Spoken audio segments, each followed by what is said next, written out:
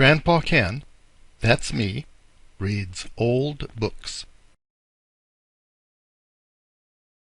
The Tale of the Flopsie Bunnies by Beatrix Potter, 1909.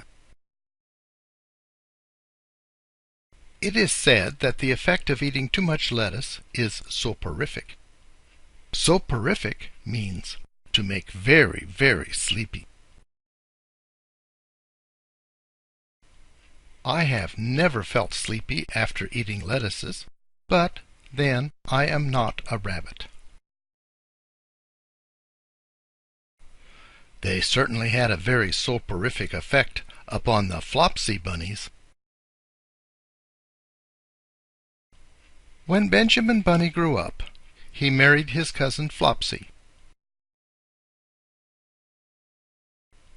They had a large family, and they were very improvident and cheerful. Improvident means they didn't worry about the future. I do not remember the separate names of their children. They were generally called the Flopsie Bunnies. As there was not always quite enough to eat, Benjamin used to borrow cabbages from Flopsie's brother, Peter Rabbit, who kept a nursery garden. Sometimes Peter Rabbit had no cabbages to spare.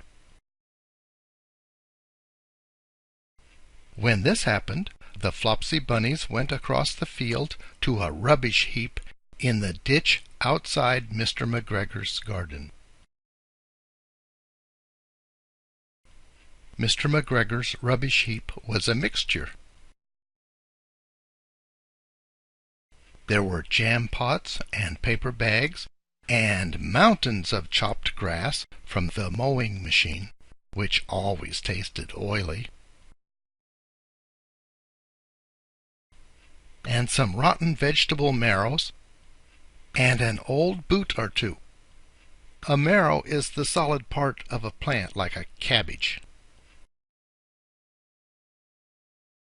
One day, oh joy, there were a quantity of overgrown lettuces which had shot into flower.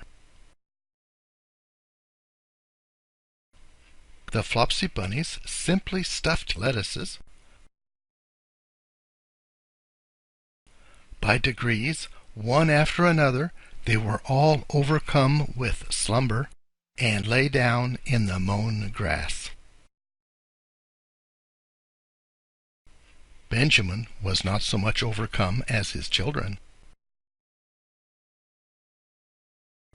Before going to sleep, he was sufficiently wide awake to put a paper bag over his head to keep off the flies.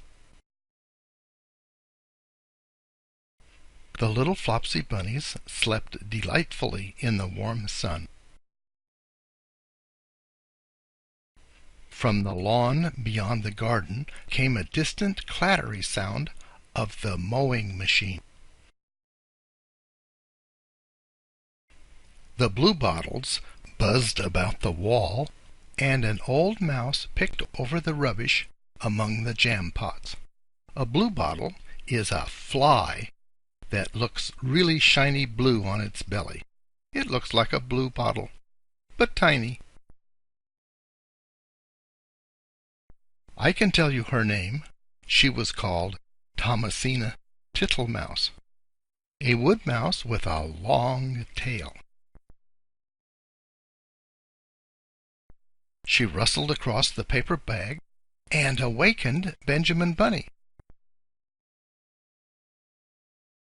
The mouse apologized profusely and said that she knew Peter Rabbit.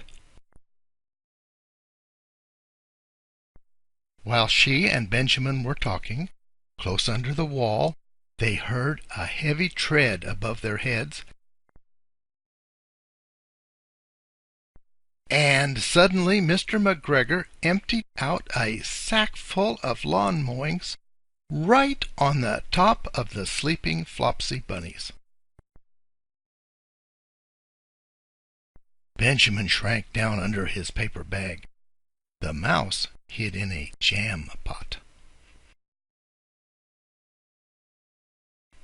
The little rabbits smiled sweetly in their sleep under the shower of grass. They did not awake because the lettuces had been so soporific. They dreamt that their mother, Flopsie, was tucking them in a hay bed. Mr. McGregor looked down after emptying his sack. He saw some funny little brown tips of ears sticking up through the lawn mowings. He stared at them for some time. Presently, a fly settled on one of them, and it moved. Mr. McGregor climbed down to the rubbish heap.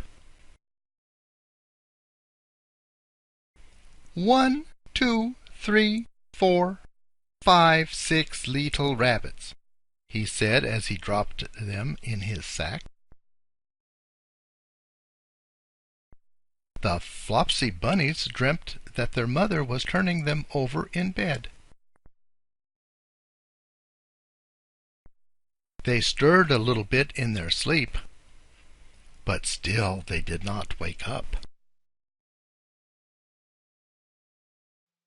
Mr. McGregor tied up the sack and left it on the wall. He went to put away the mowing machine. While he was gone, Mrs. Flopsie Bunny, who had remained at home, came across the field. She looked suspiciously at the sack and wondered where everybody was. Then the mouse came out of her jam pot, and Benjamin took the paper bag off his head, and they told the doleful tale. Benjamin and Flopsie were in despair. They could not undo the string. But Mrs. Tittlemouse was a resourceful person.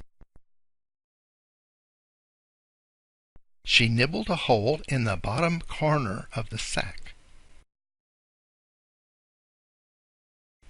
The little rabbits were pulled out and pinched to wake them.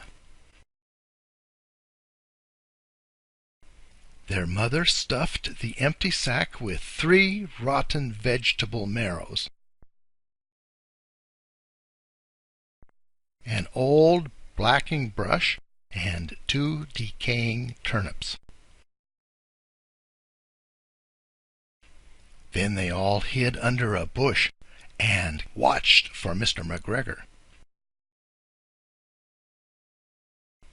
Mr. McGregor came back and picked up the sack and carried it off.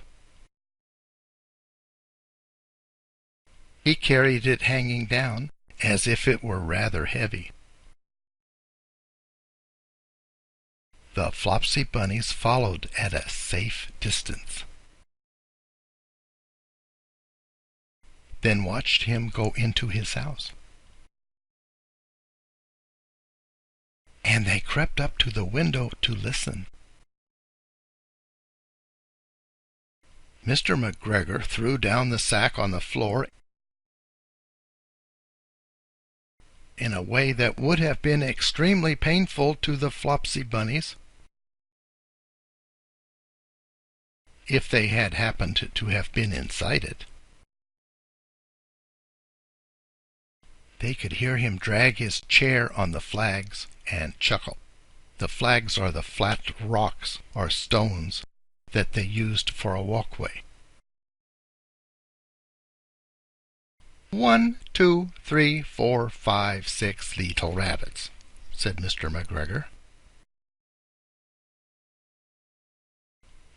What's that? What have they been spoiling now? Inquired Mrs. McGregor. 1, 2, 3, 4, 5, 6 little fat rabbits, repeated Mr. McGregor,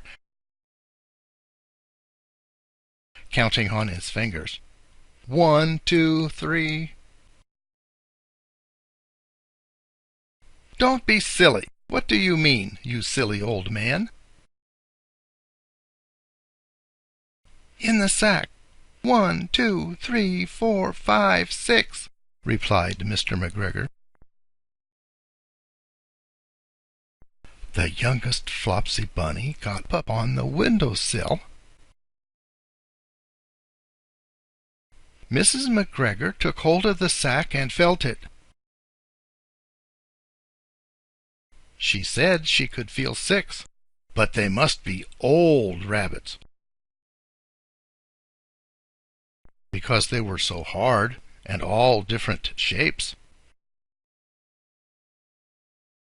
Not fit to eat, but the skins will do fine to line my old cloak. Line your old cloak, shouted Mr. McGregor. I shall sell them and buy myself baccy.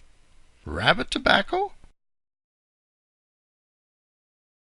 I shall skin them and cut off their heads. Mrs. McGregor untied the sack and put her hand inside. When she felt the vegetables, she became very, very angry. She said that Mr. McGregor had done it on purpose. And Mr. McGregor was very angry too. One of the rotten marrows came flying through the kitchen window and hit the youngest Flopsie Bunny. It was rather hurt. Then Benjamin and Flopsie thought that it was time to go home.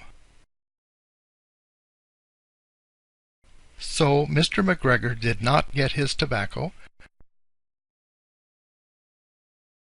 and Mrs. McGregor did not get her rabbit skins. But next Christmas, Thomasina Tittlemouse got a present of enough rabbit wool to make herself a cloak and a hood and a handsome muff and a pair of warm mittens.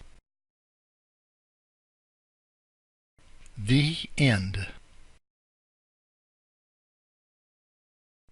A Kennemar video book.